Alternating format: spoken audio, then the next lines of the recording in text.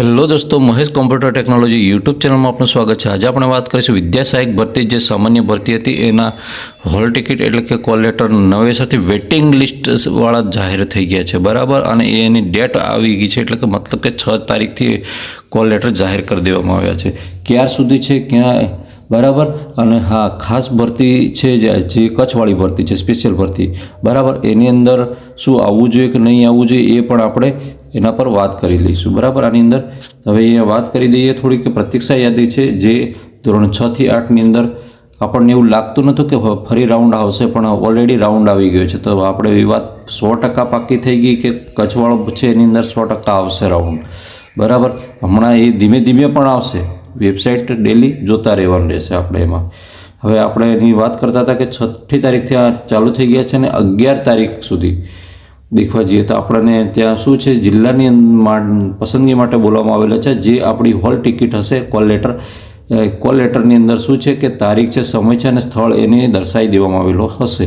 એના આધારે આપણે જે તે જગ્યાએ ત્યાં પહોંચી જવાનું રહેશે, બરાબર। હવે આપણે અહીંયા તમે આનો સ્ક્રીનશોટ પણ પાડી શકો છો અને આની થોડીક ડિટેલમાં વાત કરીશું। હવે અહીંયા તમે દેખવા જાઓ તો ગણિત વિજ્ઞાન છે એનું છે 74.09% જેટલું અટકેલું છે કઈ ઓપન કેટેગરીની અંદર, જ્યારે ગુજરાતીનું છે એ 67.64% જેટલું અટકેલું છે, જ્યારે હિન્દીનું છે 64.85% જેટલું અટકેલું છે, જ્યારે અંગ્રેજીની અંદર ફૂલ ગયું છે। દેખો, આ બંને લેંગ્વેજ કરતાં આ હિન્દીનું હાવ ઓછું છે, 69.16 ગયેલું છે, સંસ્કૃતનું છે 67.31 ગયેલું છે, સામાજિકમાં તો ભૂકા કાઢ્યા 71 ગયેલું છે, બરાબર। આ જનરલનું છે। હવે દેખવા જઈએ તો એસસી કેટેગરીની અંદર દેખવા જઈએ તો એસસી કેટેગરીમાં ગણિતની અંદર દેખવા જઈએ તો 72.86 છે, જ્યારે ગુજરાતીની અંદર કોઈ જગ્યા નથી અવેલેબલ, એટલે કે જગ્યા ભરાઈ ગઈ છે। હિન્દીની અંદર દેખવા જઈએ તો 67.03% જેટલું છે, અંગ્રેજીની અંદર 69.27% જેટલું છે, જ્યારે સંસ્કૃતની અંદર 67.55 જેટલું થાય છે। એટલે કે હવે આનું જે એસસી કેટેગરીની અંદર દેખવા જઈએ તો ઓપન કેટેગરી કરતાં પણ મેરિટ વધ્યું છે। અહીંયા શું છે, વધ્યું છે, દેખો। એટલે વિચારી નહીં લેવાનું કે રિઝર્વેશન છે કે ગમે તે છે તો આપણે મેરિટ ડાઉન જશે। એ કેટેગરીની અંદર પરીક્ષા આપનાર ઉમેદવારો કેટલા છે એના પર ડિપેન્ડ કરે છે, બરાબર, જે તે કેટેગરીની અંદર।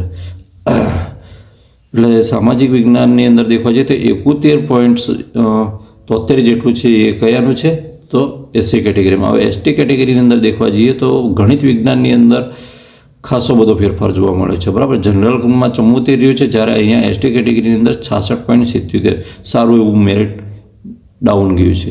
પછી ગુજરાતીની અંદર દેખવા જઈએ તો આમાં 64.43 જેટલું ગયું છે, જ્યારે હિન્દીમાં તો ભૂકા કાઢી નાખ્યા મિત્રો, 61 પર આવી ગયું છે। ક્યાં છે, 61.79 પર પહોંચી ગયું છે, બરાબર। એટલે મને લાગે છે ને ત્યાં સુધી જે જૂની ટેટ પાસ કરેલા છે ને 2011 વાળી, એ ટેટવાળા પણ આની અંદર ટેટ 2 વાળા પણ લગભગ 99% લેવાઈ જવાના છે।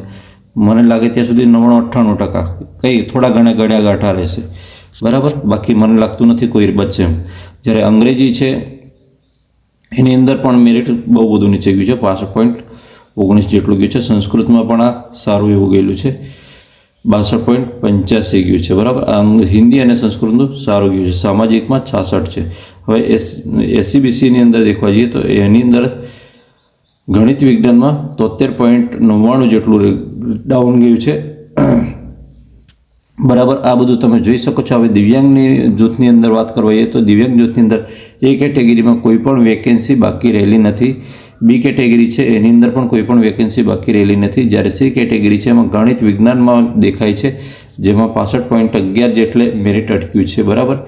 65 મેરિટ 11 જેટલે અટક્યું છે। તમે અહીંયાથી સીધું ક્રોસ વેરિફિકેશન આમ જવા દો તો તમને આઈડિયા આવશે કે શું હાલત છે। આનું દિવ્યાંગ ઉમેદવાર છે એનું 65.11 જેટલું મેરિટ છે, જ્યારે અહીંયા કોઈ 65ની આસપાસ કોઈ મેરિટ અટકેલું છે એ તમે જોઈ શકો છો, બરાબર।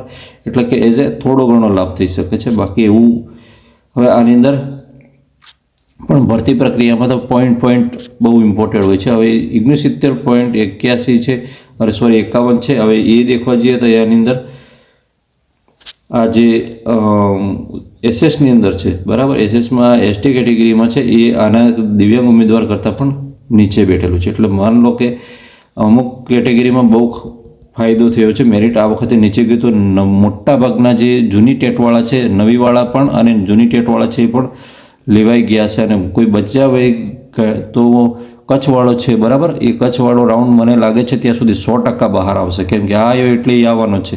કચ્છમાં ઘણા બધા એવા ઉમેદવાર છે કે જે આનો સામાન્ય ભરતીનો છેલ્લો રાઉન્ડ પડ્યો હતો, બરાબર, ત્યારે અહીંથી 3 લાખ ભરીને ભાગી આવ્યા છે. એવા ઉમેદવારો છે, બરાબર. કેટલાક તો હાજર જ નથી થયા. આવું કામ કર્યું છે.